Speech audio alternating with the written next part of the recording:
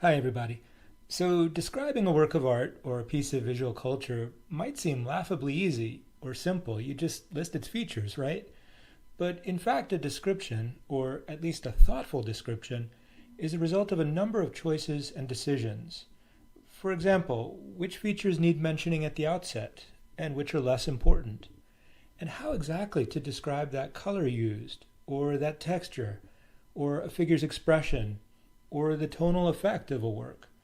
Most effective descriptions, then, are consciously structured to anticipate an audience's needs, and they use language intentionally to create an effective and responsible account of the subject at hand. A good description usually starts with an awareness of one's intended reader or listener. Of course, pretty much anybody will expect to find certain aspects of an artwork discussed near the beginning of a description. If we don't mention the artist, the date, the medium, the scale, and maybe the location of the work, we'll probably have a confused or even a frustrated listener or reader on our hands. But once we've gotten those basic elements in place, we might shape our description a bit more precisely. If we're speaking to our roommate, we might be relatively casual and use a few technical terms given their similar background in the arts. On the other hand, if we're describing the same work of art to a relative of ours who has little experience in the arts, we might use a democratic vocabulary and accent certain basic features. You can actually see this play out online as well, as videos constructed for a mass audience often describe works of art in simple, concrete, accessible ways, while those intended for niche audiences sometimes employ a more specialist vocabulary and take certain features for granted. Anyway, after you've developed a sense of your intended audience, you'll want to think carefully about what to include in your description. What's worth mentioning, what's not? We can't hope to account for every feature of a work of art, especially in the case of really complex objects, and so we'll need to make some conscious choices. And one way of doing that is to think in terms of what philosophers sometimes call standard and exceptional features. Standard features are elements that are entirely common and, as a result, unremarkable. For instance, if we're describing this work by Picasso, which is now part of MoMA's collection, we don't really need to remark on the fact that it's rectangular. Most oil paintings are, after all.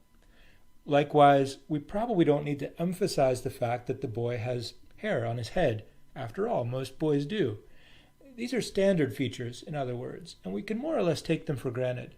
Instead, we'll probably want to focus on exceptional features, that is, aspects that aren't necessarily common. The fact that we see a nude boy with a horse, that's an exceptional feature of this painting. So too are those thick black outlines, which are neither realistic or typical of all painters. Once you've got that distinction down, you might also think about internal and external features of the work or image. Internal features are aspects of a work that are visually apparent. We can discern them simply by looking at the object.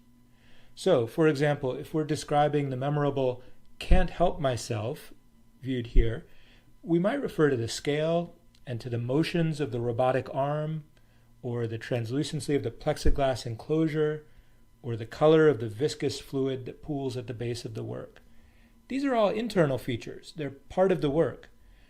But we might also want to emphasize some external features as well, aspects that aren't actually visible, but are nonetheless important.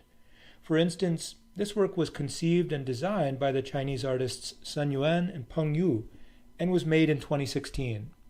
These external features aren't visually obvious, but they're well worth including in a description, just as the physical context of the work, here installed at the 2019 Venice Biennale, or the excited reactions of viewers might also be.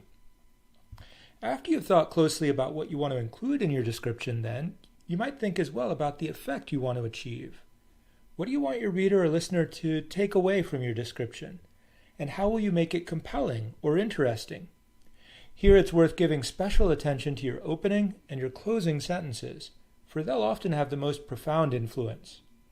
You might also think about describing the general tone or the effect of the work. Is it playful? Is it melancholy? Kitschy? Summarizing a work's general effect can be quite useful. And so too can a close attention to the words that you use. Some writers aim, intentionally, at a very neutral phrasing, preferring to let the work speak for itself. That's understandable, but other writers, assuming that any description will inevitably be subjective, work to seek out words that convey a precise sense of the work before them. Peter Sheldahl, the chief art critic for the New Yorker magazine, and also a professional poet, offers a useful example here. In describing the paintings of Willem de Kooning, Sheldahl once offered a virtuosic account of the artist's color choices. Quote, "There are screechy yellows, electric blues, boudoir pinks, and, as painter friends assure me, two of the most ungovernable hues in the painter's kit, alizarin crimson and phthalo green. These are dye-like synthetic pigments, transparent like nail polish, and viciously intense.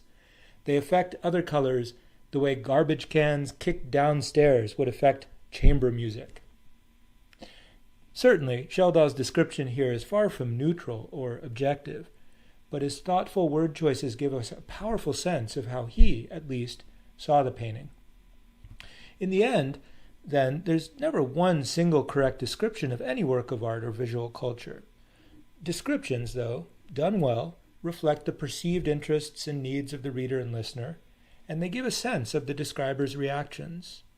In the process, thoughtful descriptions also involve a series of deliberate decisions and choices, and so they are, in their own way, creative works.